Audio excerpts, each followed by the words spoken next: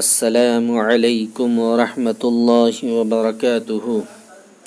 دوستو، آئیے آج نورانی باتیں سنیں۔ انسان ایک ایسا غافل منصوبہ ساز ہے کہ اپنی ساری پلاننگ میں کبھی اپنی موت شامل نہیں کرتا۔ باپ اور بیٹی دونوں میں ایک چیز مشترکہ ہوتی ہے، دونوں اپنی گڑیا سے بہت پیار کرتے ہیں۔ اللہ کی نعمتوں کو دیکھو تو شکر کرو، گناہوں سے معافی چاہو تو توبہ کرو، رزق بڑھانا چاہتے ہو تو دسترخوان کشادہ کرو، عزت کے طلبگار ہو تو دوسروں کی عزت کرو، تقرب حاصل کرنا ہو تو سجدہ کرو۔ آج کی اہم بات، جو شخص تم پر غصہ بھی کرے اور تعلق بھی ختم نہ کرے تو برے وقت میں تمہارا سب سے اچھا دوست ہے۔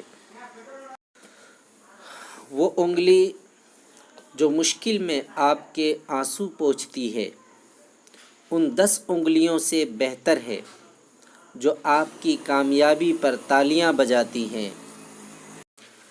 کسی فقیر کی جھولی میں جب میں نے ایک سکہ ڈالا تب یہ جانا کہ مہنگائی کے اس دور میں دعائیں آج بھی کتنی سستی ہیں۔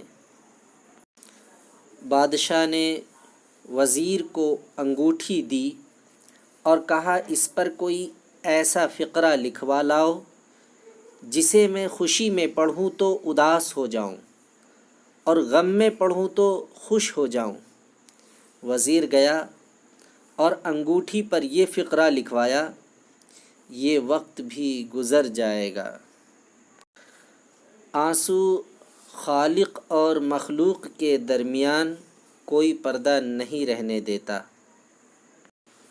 جب ہم نماز نہیں پڑھتے تو یہ نہیں سوچیں کہ وقت نہیں ملا، بلکہ یہ سوچیں کہ ہم سے ایسی کون سی خطا ہوئی کہ اللہ نے ہمیں اپنے سامنے کھڑا کرنا بھی پسند نہیں کیا۔